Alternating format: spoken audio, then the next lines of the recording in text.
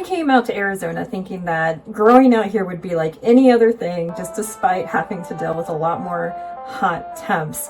Boy, was I wrong. And so in this video, I want to share with you why growing flowers here in the southeastern Arizona desert was a lot harder than I expected.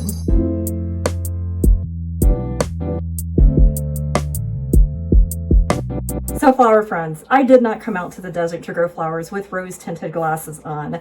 I actually was very honest with myself about the challenges and the struggles, but I did want to share some personal things with you that I found a little bit as frustrations and kind of made this journey a little bit tougher and harder to manage. This is not going to be the case for everybody who grows in Arizona.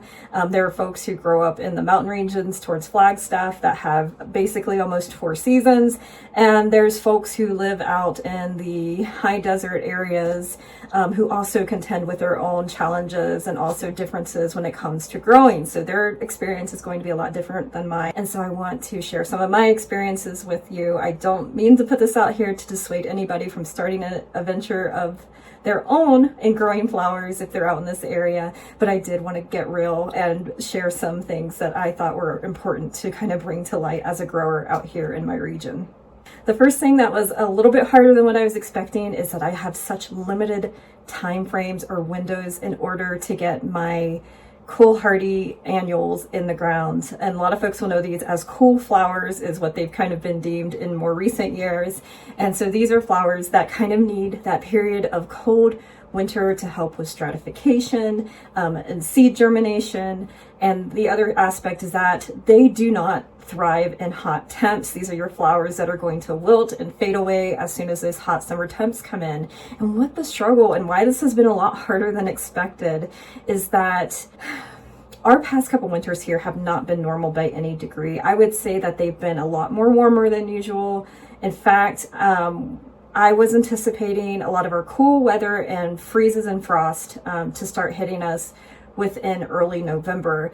And unfortunately this year, I don't even think we had one until like the end of November going into December. And even after that, it was just a couple freezes. It wasn't, daily or nightly occurrence.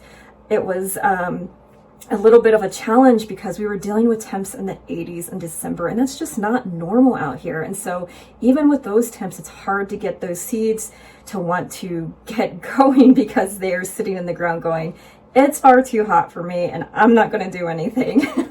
So that is a struggle because when I look to my counterparts out on the East Coast, a lot of them are getting really beautiful transplants planted out towards October. They're getting them covered with frost cloth. And then by the time that spring rolls around or even late winter, they have flowers almost on the verge, ready to go with their cool flower crops. And so for me, I feel like we are stunted in a bit because of that heat. And so we can't get some of those really beautiful, cool hardy annuals out here without a little bit of strategic thinking and definitely some sort of planning.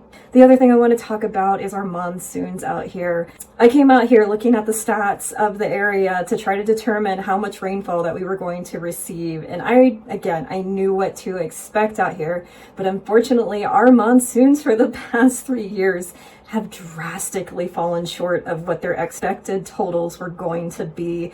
And it's such a kick to the guts because as I've mentioned in other videos with our struggle with the water and stuff and the quality of our water, that rainfall is so crucial in order to be able to give our plants the best quality of water that they can receive. And so a lot of folks out here, we call it's either monsoon or non-soon. And unfortunately, these past few years, it was a non-soon.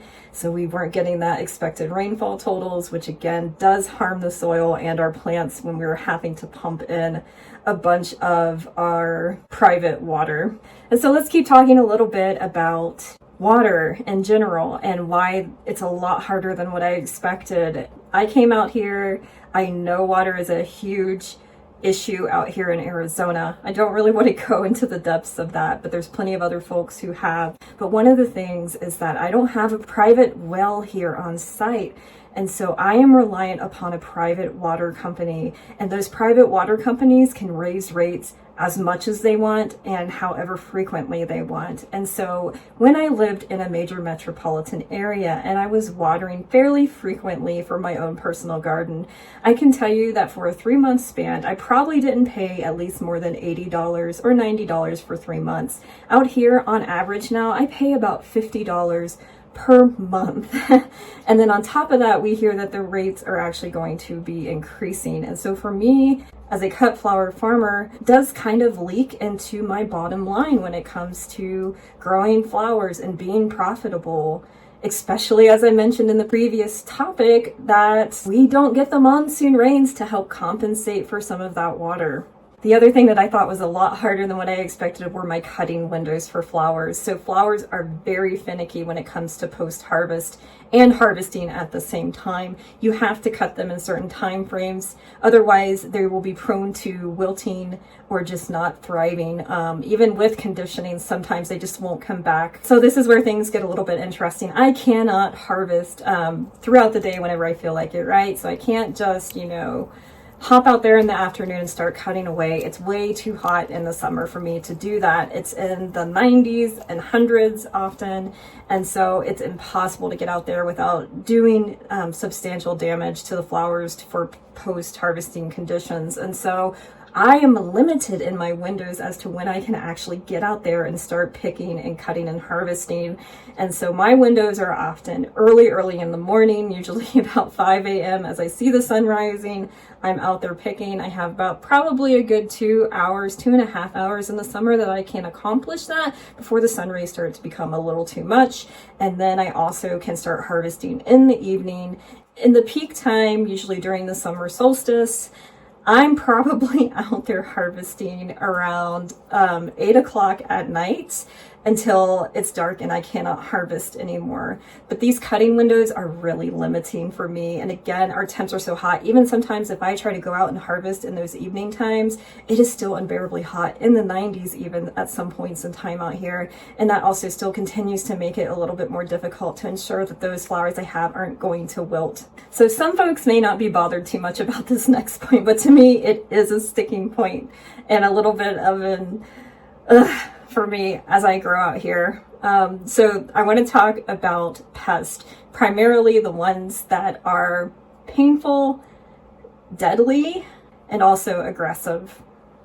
Out here in the desert, we have our own challenges, as the East Coast does as well. The East Coast, you are contending with rabbits, you are contending with deer, you are contending with anything furry and fuzzy that wants to come in and eat all of your things. You also deal with similar pests to what we see out here. So obviously things like thrips, beetles that come in, grasshoppers.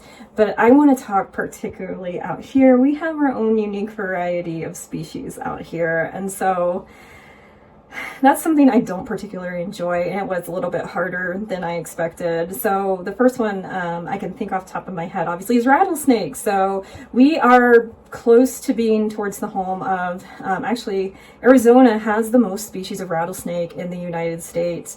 And so this is definitely something that we have to look at and have to contend with, and it's something I have to be overly cautious about when I'm out there picking in the evening and in the early morning. Before I even put my hand down, I am looking to see, is there any snakes around? I keep an ear out to hear, is there any rattlers going off? It's just, things that we have to contend with out here. The other ones I want to talk about too is that we have something called a tarantula hawk or a tarantula wasp. These things scare the bejesus out of me because they are known for having I think if it's not the first, I think it's like the second or third most painful sting in the entire animal kingdom. And these things come out and thrive in the really hot temps. And so when they go overhead, it's kind of like a B-52 bomber. You just hear them. And if I'm watering, I stop. If I'm doing anything, I put it down and I go back inside. I want nothing to do with them. And even though they are proclaimed as being docile, I have had some where they've been irritated either by me accidentally watering them. And I don't want any part of that. The other thing is that we are mostly known down here for the Africanized honeybees, or some folks know them as the killer bees, essentially. And so there have been many instances out here in this county where folks have almost died, or probably have died from being stung or being attacked by killer bees, usually on accident, whether they come across a hive accidentally, or, you know, in some cases, maybe they've accidentally squished a couple of them when working, and then that brings in a huge swath or swarm. So those are also things that we have to be very cautious about. I know that's not going to bother everybody, but it definitely bothers me, and it's a point I wanted to put out there. Another thing I want to talk about that I thought was harder than expected is that, again, soil quality out here is awful. It's compacted. It's had many years of just not having really good substantial rainfall. It's just very poor quality dirt. When I start to till outside, when establishing brand new beds, it looks like a dust storm. There's just no quality to the soil whatsoever out here, and it's very difficult. And so what we have to do is we have to amend that soil a lot. In my case, what I've personally been doing is I've been buying in a lot of topsoil to try to place on top to amend that. And then I also put down compost as well to try to bring some of that soil back to life. I am using no-till practices at this point, since I've already got that base layer established. So hopefully going forward that will help. But I've talked to other flower growers out here in this region, and they've told me that it takes at least 3 years for their soil quality to start producing really good viable stems. And so that's a bit of a commitment, and I don't know if everybody would be open to that it takes that long. I'm definitely going to keep at it and see if I can continue to just improve that soil quality. I know I can. I've already seen earthworms out there in some parts where I've amended the soil, so that's always very promising and exciting to see. Lastly, I want to talk about things that I thought that were a little bit harder than what I expected out here, and this final point is again different depending where you're at, but we have a few more additional costs out here in where I grow at. And so one of the things that I think a lot of folks don't think about is all of the additional costs that you have to put into some of your infrastructure. Obviously, as a cut flower farmer, you're going to have irrigation. It doesn't even matter which part of the US you're in. A lot of folks have to have that kind of frequent watering system and not necessarily fully rely on the rainfall for those growing times. But one of the things that a lot of folks don't really think about is shade cloth. And that is something that we have to invest in out here in these hotter climates. We have to have shade cloth because the UV rays are just so insanely intense that it just burns everything to a crisp. You can't just put your seedlings out and expect them to thrive. They have to be shaded. And so that is an additional expense, having to buy those rows upon rows of shade cloth, and then also having to create the hoop structures in order to hold those shade cloth on there. Another aspect too might be that some folks also want to look into water catchment or possible cisterns to store water, especially if they don't have a private well source or they don't have private water. And so that is also a huge cost that you would have to pay into up front in order to be able to have, you know, that stored water on site, or have the ability to set up rainwater catchment from your roof. Well guys, those are things that I thought were a lot harder than expected when I first came out here as a grower in the southeastern Arizona desert. Hopefully maybe you've got something out of this, or it's a little bit interesting to you to kind of hear my perspective and things that I thought weren't quite what I was expecting when I came out here. So if you got anything out of this, please give me a thumbs up. Thanks for watching, my friends. Take care, and I'll see you next time.